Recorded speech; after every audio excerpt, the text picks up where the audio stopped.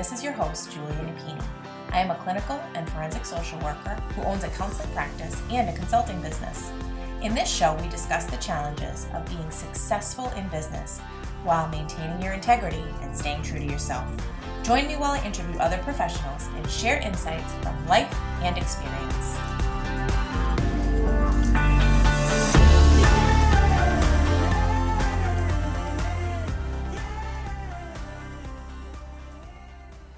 Let's talk about RingRx, our latest sponsor. RingRx is a high-quality, HIPAA-compliant telephone, text, and fax communications platform. They provide seamless, cost-effective communications for behavioral therapists, medical practices, hospitals, and other healthcare providers.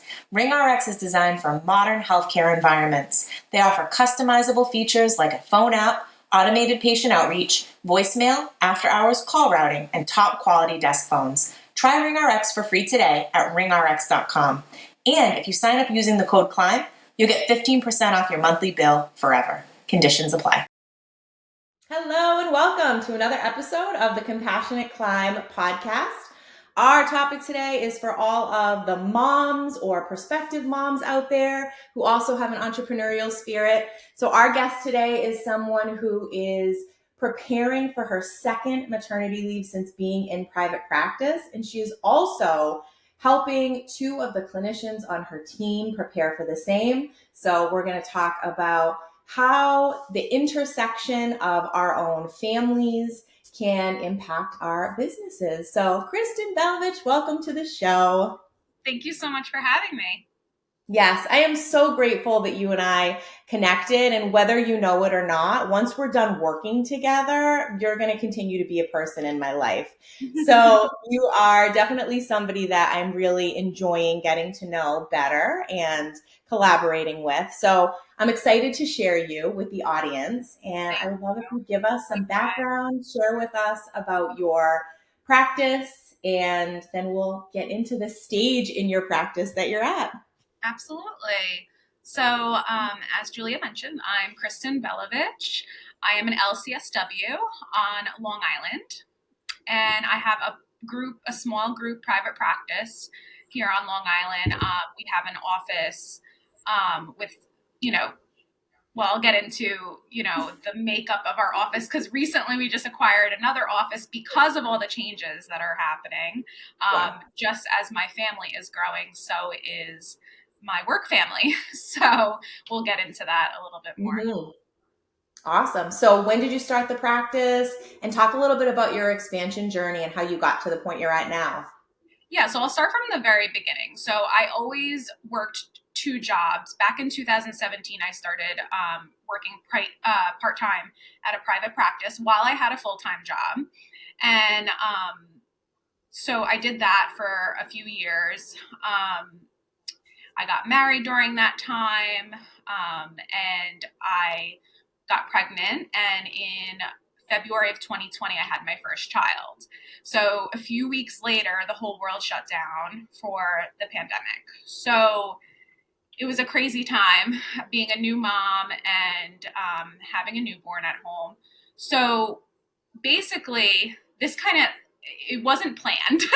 It kind of happened organically because when it was time for me to go back to my full-time job, I was working at a school at the time for kids with special needs, and I really didn't want to. I mean, I had a newborn. It was the pandemic, so having childcare was an issue.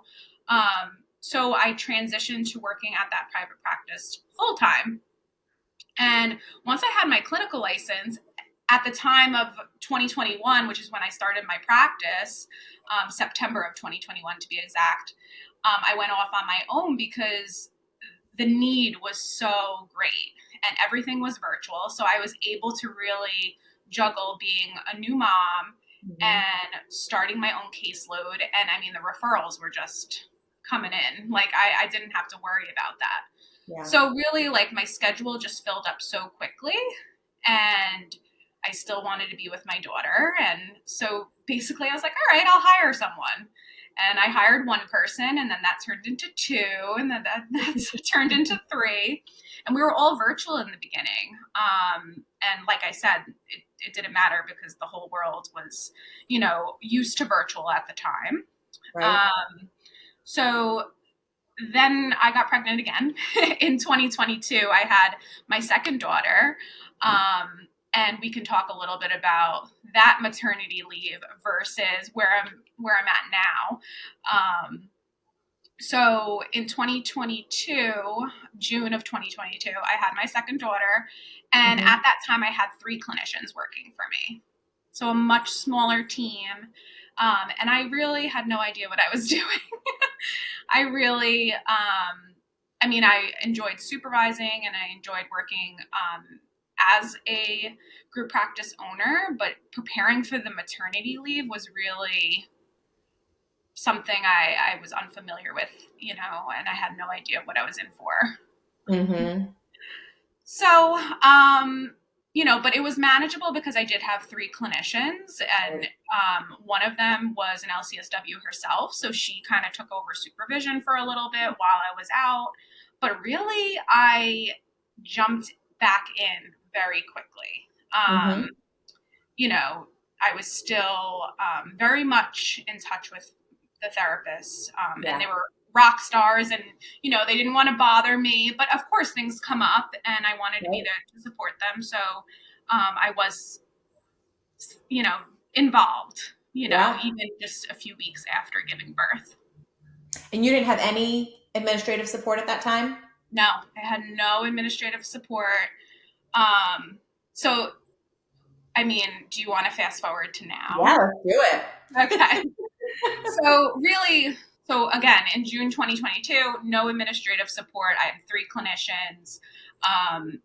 It was, with my clients, and this I'm going to continue to do this time around. What I did was I created like a letter, and all my clients, I gave choices. So one was to take a break from counseling if they felt like they were in a good enough spot where 3 months was reasonable for them to take a break. And I also was giving birth in the summer, which actually helps because a lot of people, if you're in private practice, that the summer is pretty slow.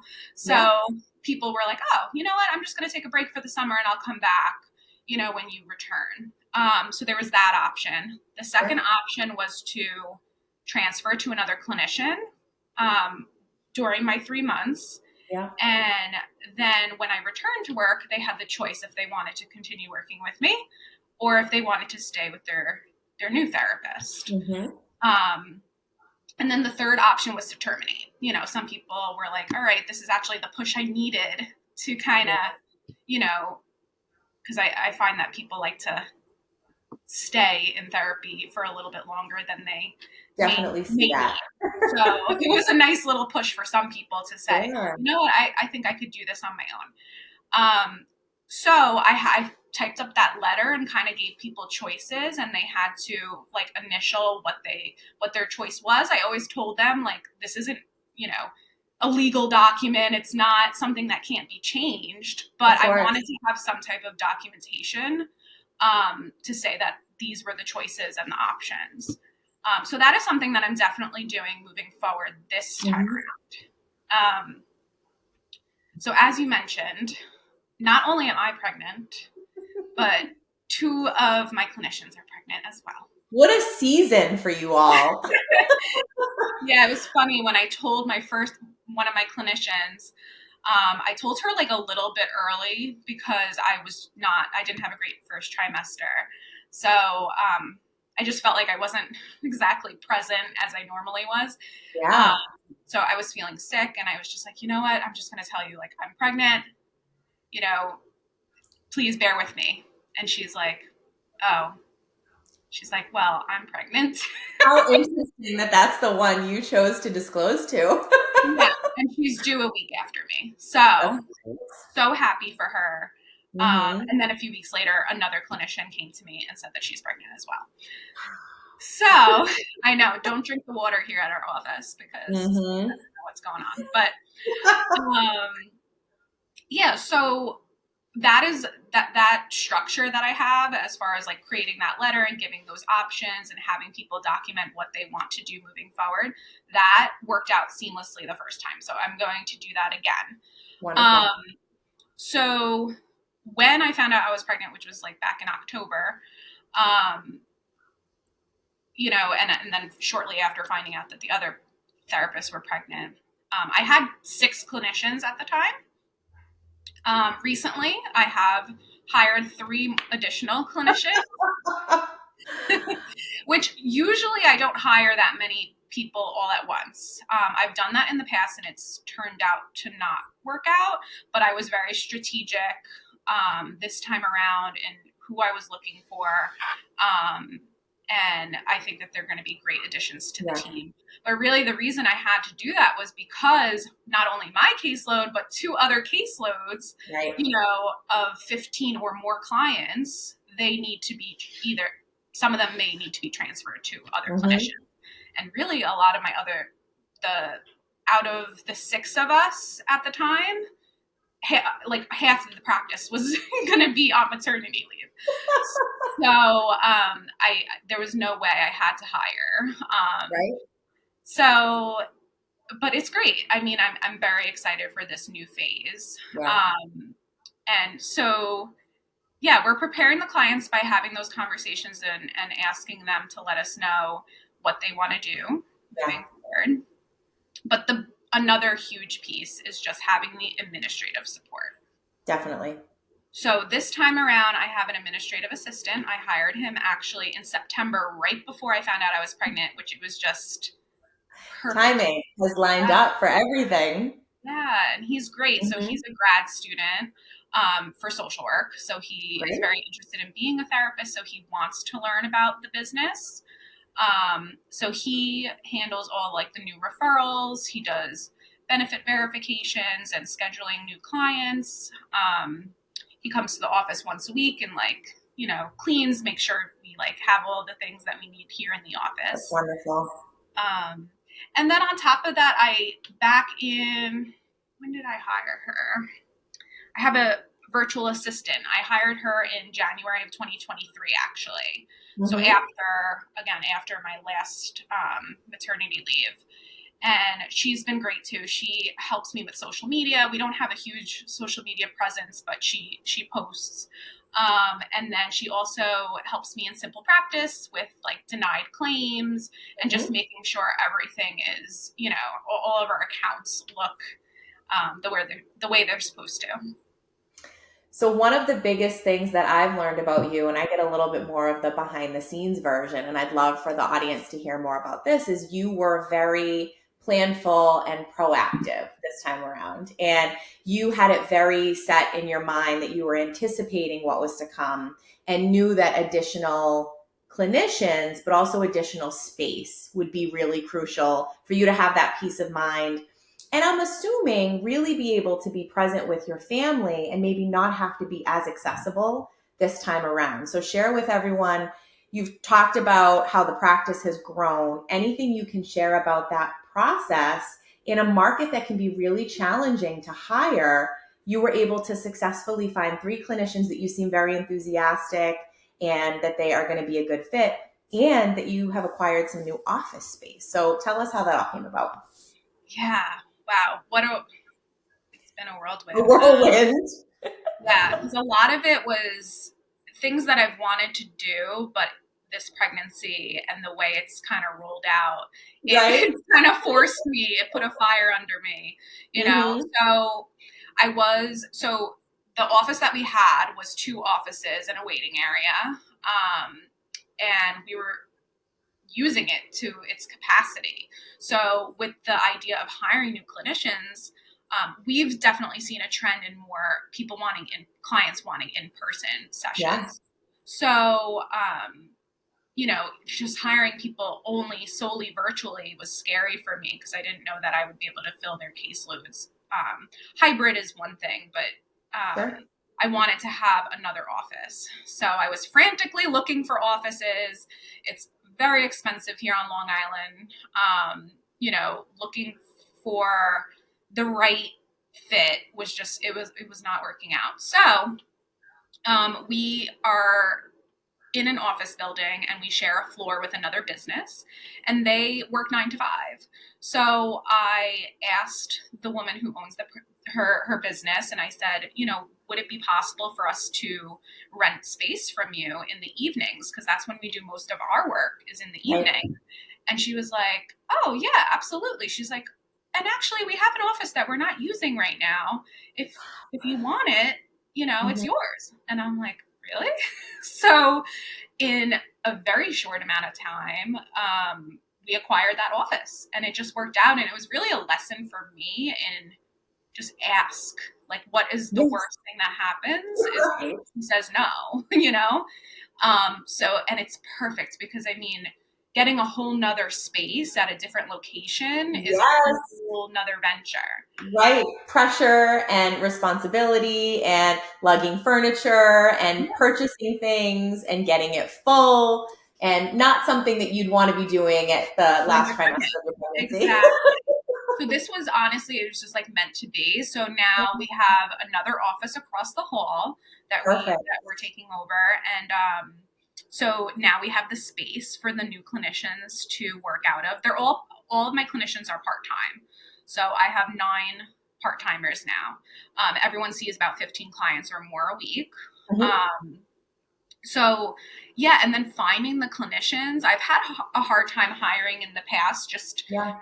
finding people that have the same values as me, and that's really important to me. And I've made some mistakes in the past, but right now I have such a solid team, and it was really important to me to find people that would just grow with us, Yeah. and who just had similar values, and who want the same things out of this. So Mhm. um, I think I found 3 really awesome clinicians. I kind of changed up the way that I was looking for clinicians, Mhm. based on You your explored new recommendation. territory. Yeah, I really utilized LinkedIn a lot, which was something new for me. So, Mhm. and yeah, it definitely paid off, and they're just starting now. So Yes. we're starting to fill their caseloads, but we're also leaving some spaces for, when we go on maternity leave, we can transfer Right. some of those clients to them, and they're totally on board with that too. They knew what was happening with the Yes. practice. I was very transparent in interviews, letting them know that we're in a transition phase here at the practice, and they're all on board. They're eager to be a part of it. So So for you to say before that it is not typically your practice to hire that many people at one time, yeah, I also see the tremendous benefit of them starting together in terms of them all kind of at this point in time relating to getting acclimated to the practice and building their caseload. And I'm sure they can all be a support to one another, but you're also onboarding and training them around the same time. It seems like you've adjusted some of even your hiring process so much clearer on what is in alignment for you and for the practice and what you're all about. So it does seem like in this instance, it made sense and worked out for sure. So tell us more about what that process is looking like, getting them ready for what's to come, and maybe you not being as available. I know we've talked a little bit about leadership and what that's going to look like. So talk to us about your training and onboarding 3 people at the same time and what things are going to look like when you are out. yeah. So right now, so again, I'm preparing for this maternity leave compared to my last one. My last one, I didn't have an employee handbook. I didn't have any policies and procedures or operations manual. I didn't have any of that. Like, Right. this practice really, it took off, and it had like a mind of its own, and it was not planned. So, I mean, did I make do? Yeah. But this time around, I think having the policies and procedures written out, the operations manual written out, the employee handbook, it's all documented. And so that way, my clinicians, if they have a question, the expectation is that they go to those documents. Most of their questions are going to be answered in there. Mm-hmm. So the expectation is that they seek out the answers first. Right. And if it's not there, then I'm happy to answer. Like, give me a call, shoot me an email, shoot me a text. That's fine. As a business owner, also, like, I don't expect to never receive an email or phone call or text while I'm on maternity leave. I think that's just the reality of being a business owner. But for me, the pros of having this private practice and being a mother of little ones, I have a 5-year-old, I'm going to have a 3-year-old soon, and I'm going to have a newborn. I get to pick up my kids from school. You know, I drop them off at school. I go to all of their events for school. I'm there, I'm present. And that to me outweighs the burden of, being on maternity leave and maybe receiving a few messages. But really this time around, I'm not expecting much of that because of all the documentation that I have for them. We have a Google shared drive and everything that they need is in there. Mm-hmm. And then also having the administrative support. So my administrative assistant and my VA, they are I trust them to be handling the billing aspect of things and making sure that all of that is taken care of. And I think it will be seamless.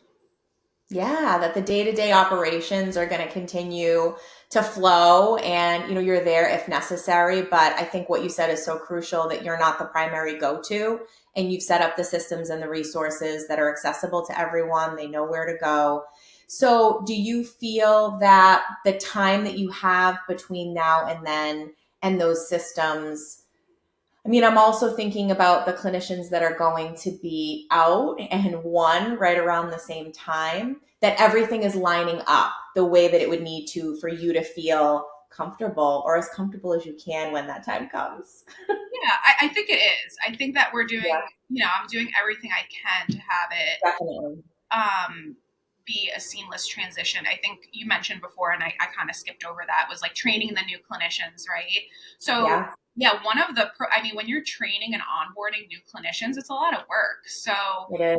the fact that I can train them all at the same time saves me time, to For sit them sure. down in one room and because I like to be like there with them doing the training. Um, so um, that's definitely saved me time having them do it all together. And it's also a way for them to get to know each other too. Them being in the same room while we're doing the training has been nice because, in private practice, you kind of like you're in your sessions and then you're behind closed doors and it's hard to socialize with Right. the other people at the practice due to schedules and whatnot. But I am trying to create a team where we all are in communication and support one another. I have already spoken to some of my fully licensed clinicians about supervising while I'm out so Mm-hmm. that I'm not doing supervisions for a few months. Right. Really, the only responsibility that will be a regular one for me will be payroll. Mm-hmm. And I could assign that to someone else, but I don't really feel comfortable doing that. So, which it's every 2 weeks and it doesn't take long. It takes Right. a half hour. So Mm-hmm. The other thing that I'm thinking too is how this wasn't, I'm sure, necessarily an intentional thing, but when you talk about kind of what you value as a practice, and I'm assuming who you would hope would be attracted to your team, you're modeling that, right? So you've mentioned a couple times how important it is for you to be present for your family. And without even intentionally realizing it, you've obviously brought in clinicians that value the same thing and yeah. they, I'm sure, feel very supported by you to be able to grow their family and also have that time. And so you're also having conversations with these 3 new clinicians about kind of what your plan is and what's happening in the practice. So it's just spreading that this is a place where they can come to have some sort of balance. Is there anything that you would say you're doing beyond everything you've described so far to really promote that and encourage the balance between our lives as parents and our clinical work? I think mainly it's my transparency and Yeah. just being in supervisions with my clinicians and not even in supervision, just on a day-to-day basis when I'm Mm-hmm. interacting with them. I give them the respect that they need. I ask about my clinicians' kids, how they doing? I know what's Yes. going on in their families' lives for example, one of my clinicians, she's also having her third child, and she's been coming to the office. She drives I think it's over a half hour to come here. And I had the conversation with her. What is it going to look like when you come back? Do you want to do a virtual day? And giving her that option. And I had that conversation with both the clinicians. One of them is like, no, I'd rather be in person. And this clinician who I want her to stay. I want her to be with the practice. So if giving her one virtual day is going to make her life easier and help her have a little bit more work-life balance, I'm happy to do that. I totally understand that and want to support her. And I think that helps with keeping people. I've had pretty good retention with my therapists. I've had two of my therapists have been with me since 2022, and they're fully licensed clinicians that could just go off on their own and do their own thing. But I think that I've created a workplace where we're all respectful of one another, and I'm just flexible and transparent and want to be there for everybody. So. Yeah, it shows. Well, you've shared a lot of really helpful tips and things for the listeners to consider if they're in a similar situation as a group practice owner, or they themselves in their own practice and are planning to expand their family. So I really appreciate your willingness to come on and share. If you could share with everyone the name of your practice, if they want to find you, learn more, the best way to do that. I probably should have mentioned that in the beginning, right? So my practice is called B&B Well Counseling. We're located on Long Island. As I mentioned before, we don't really have a big social media presence, but we do have an Instagram and Facebook account. It's the handle is b.b well counseling. And yeah, come follow us. And if you're a mom looking to do private practice, I would say, it's great. I mean, having that work-life balance. I've created a life where I'm able to be there for my kids and my family, but also, support others to do the same. Yeah. So it's been great. Yeah. Well, you deserve a lot of credit for the conscientiousness that you have had, how planful you have been, the team that you created. So best of luck with what's to come. And I'm grateful to be a part in any way of that journey and that we connected. So thanks for being on the show. Thank you so much. If you like what you're hearing, please rate and review. This will help others find us and benefit as well. The Compassionate Climb podcast represents the opinions of Julia Napini and her guests. The information provided is intended for educational purposes only and should not be taken as legal advice. If that is what you are seeking, please consult an attorney.